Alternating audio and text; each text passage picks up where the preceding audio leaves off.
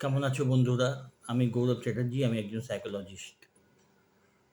আজকের ভিডিওটা যেই টপিক নিয়ে আমি আলোচনা করতে চাই, সেটা হলো কনসিস্টেন্টলি ফলো করা মেথডগুলো। মানে ধারাবাহিকভাবে অধ্যবসায় সহকারে প্র্যাকটিস করতে থাকা। এটা এই জন্যে দরকার যে এই টপিকটাই লোকে অ্যাভয়েড করে। তারা হয়তো টেকনিক জানে, এর ভেতরে এই যে সিদ্ধান্ত সেগুলো হয়তো বুঝতে পারছে। কিন্তু কোথাও না কোথাও ল্যাক করছে। কোথাও না কোথাও সে ঠিকমতো আ ফলো করতে পারছে না। তার কারণ টেকনিক হয়তো সে ভালোভাবে করে যাচ্ছে। তার কারণ যেই টপিকটা মিস করছে সে, যেটা ল্যাক রয়েছে তার প্র্যাকটিসের মধ্যে, সেটাই আজকে আলোচনা করতে চাই। সেটা কি? না, সেটা হলো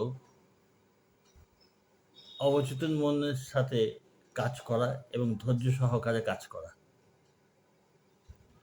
আমরা তো চাই যে নিজের লাইফটা আরো ভালোভাবে যাতে চলে, যাতে লাইফে আনন্দ থাকে, টাকা-পয়সা আসে যেমন আছে তার থেকে বেটার লাইফস্টাইল যাতে হয়। এইসবই চাই। ধার শোধ হয়ে যাক। স্টুডেন্টরা চাইবে পড়াশোনা ভালো করে যাতে রেজাল্ট ভালো হয়। এইসবই মানুষ চায়। যার জন্যে ল অফ অ্যাট্রাকশন প্র্যাকটিস করতে চাইছে। ঠিক আছে, ভালো জিনিস। কিন্তু এর মূল জিনিসটা বুঝতে হবে। সেটা কি? না, যতক্ষণ না অবচেতন মন কনভিন্সড না হচ্ছে, আবার বলছি, যতক্ষণ না আমাদের অবচেতন মন কনভিন্সড না হচ্ছে, ততক্ষণ কিন্তু এই জিনিসগুলো হতে চায় না। এটা প্রথম থেকেই মনে রাখা দরকার। 369, 555 সবকিছু টেকনিক সে ইউজ করছে স্ক্রিপ্টিং এর। অ্যাফার্মেশন করে যাচ্ছে, রোবটিক অ্যাফার্মেশন ও করছে। ঠিক আছে, বলতে হয়তো পারো যে আমরা তো ঠিকমতো প্র্যাকটিস করছি, অনেকদিন ধরে করছি। কিন্তু অবচেতন মন যদি কোনো কারণবশ সেটা অ্যাকসেপ্ট না করে, সে টেকনিকের ফলো করার দোষও হতে পারে। টেকনিক ঠিক আছে, ফলো করবার দোষ। মানে প্রপারলি ফলো যদি না হয়, অথবা অ্যাফার্মেশন করছি সেরকম ফিলিংস আসছে না। মানে কারণ অনেক কিছু হতে পারে। ব্যাপারটা কি হচ্ছে না, অবচেতন মনকে ওই লেভেলে আনা যাচ্ছে না, বা তাকে যেই ইমেজ বা যা কিছু আমি দিচ্ছি, হুম?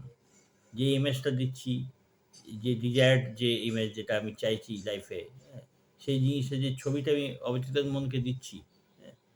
সেটা হয় প্রপারলি যাচ্ছে না, অথবা যথেষ্ট সময় পর্যন্ত কনভিন্সড হতে পারছে না।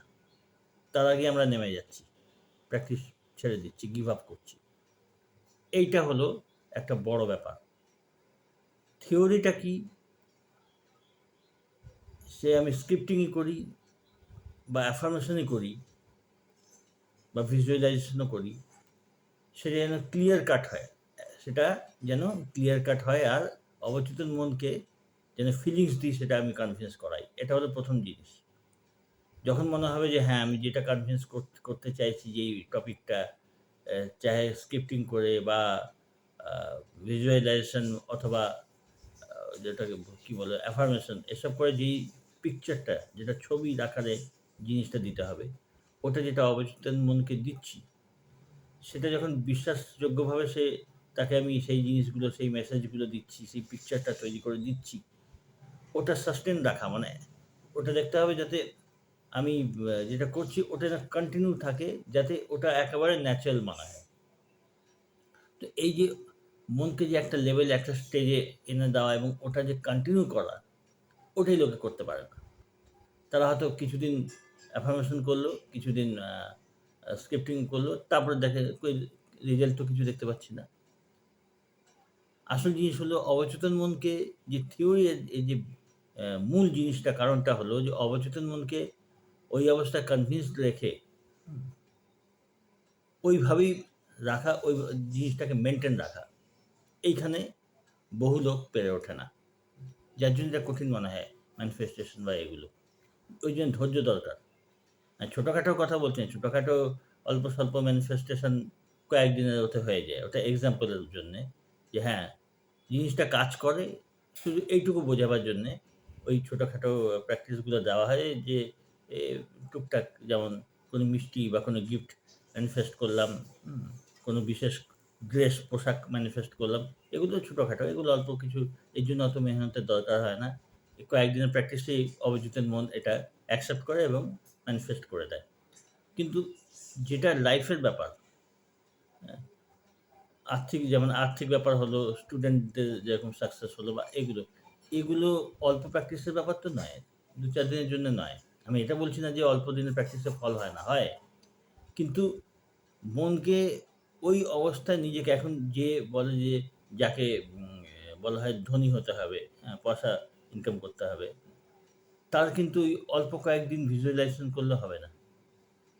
সে যতক্ষণ না নিজের অবস্থাকে ওরকম নিজেকে ওই অবস্থা কল্পনা করতে না পারছে বিশ্বাসযোগ্যভাবে, হ্যাঁ?